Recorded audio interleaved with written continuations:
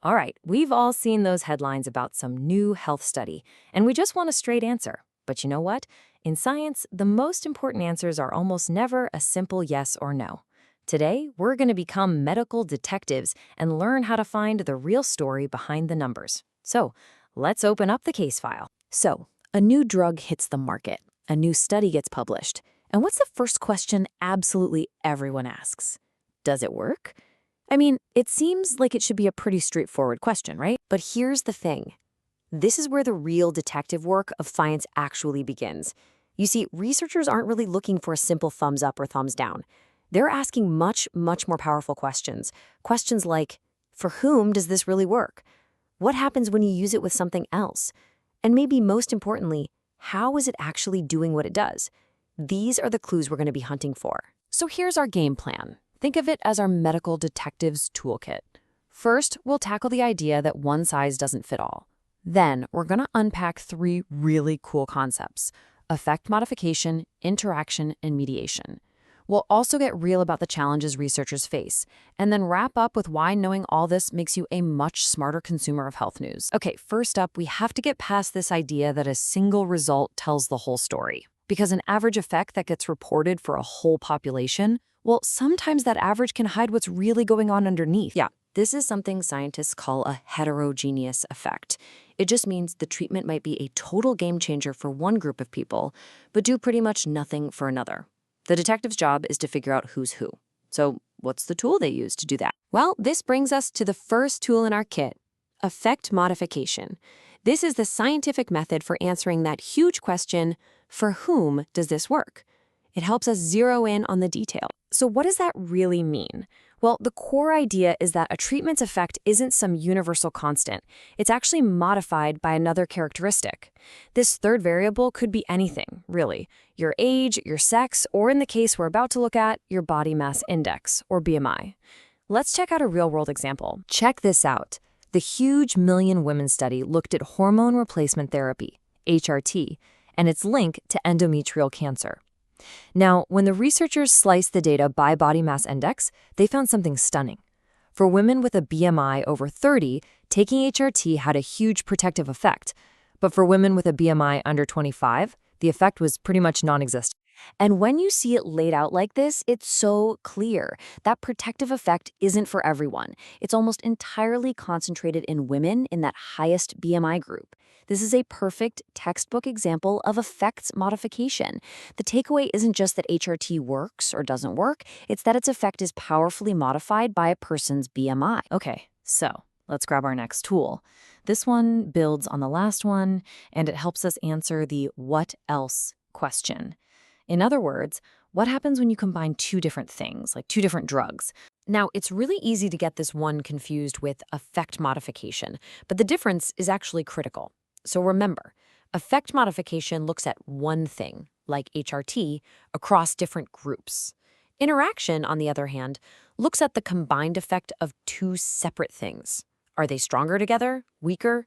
This is what scientists call synergy or antagonism. Let's look at a study on two pretty common drugs, aspirin and clopidogrel.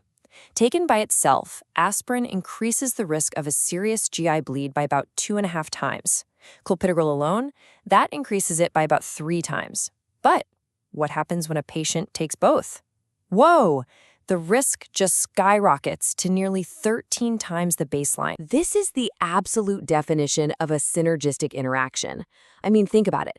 If the risks just added up, you'd expect a combined risk of around 5.5. But the actual observed risk is more than double that.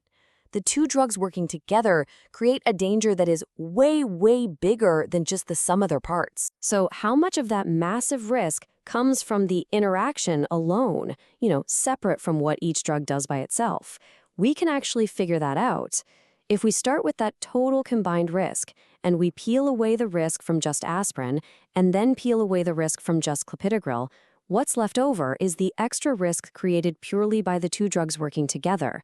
And in this case, that interaction effect alone is responsible for an 8-fold increase in risk. Now, that is a critical piece of evidence for a doctor to have. Okay, so we've asked for whom, and we've asked with what else. Our final detective tool gets to the heart of the matter and asks how. This is called mediation, and it's all about understanding the causal pathway, basically the mechanism of how a treatment actually works. Let's take the drug pregabalin, which is often used for fibromyalgia. We know it tends to improve sleep for these patients. But how? Is the drug just a sedative, or is there something else going on? Researchers had a theory. They thought the drug works by first reducing pain, and it's that pain reduction that ultimately leads to better sleep. In this chain of events, pain reduction is the mediator. And when they analyzed the data, they could actually put numbers on it. They found that more than half, about 55% of the drug's effect on sleep, comes indirectly through that pathway of reducing pain. The other 45% is a more direct effect on sleep through other means. You can see how by understanding exactly how a drug works, researchers can then go on to develop even better, more targeted treatments. Now, these tools are incredibly powerful, no doubt, but using them in the messy, real world, especially with these huge observational databases, well, it's not always so easy. There's always some fine print on the detective's report, you know? Yeah, researchers have to wrestle with some major challenges.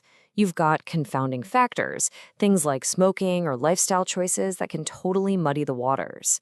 For interaction studies, it can be really tough to separate two things that are often linked anyway. And for mediation, think about it. If your measurement of the mediator, say a patient's self-reported pain level, isn't super precise, it can throw off the entire analysis. Doing this work requires some very strong assumptions. So after all of this, why does it really matter? I mean, why should you care about all this technical stuff? Because learning this fundamentally changes how you read about science. Knowing about effect modification and interaction and mediation, it empowers you. You're no longer just accepting a headline at face value. You can start asking the exact same questions the researchers do.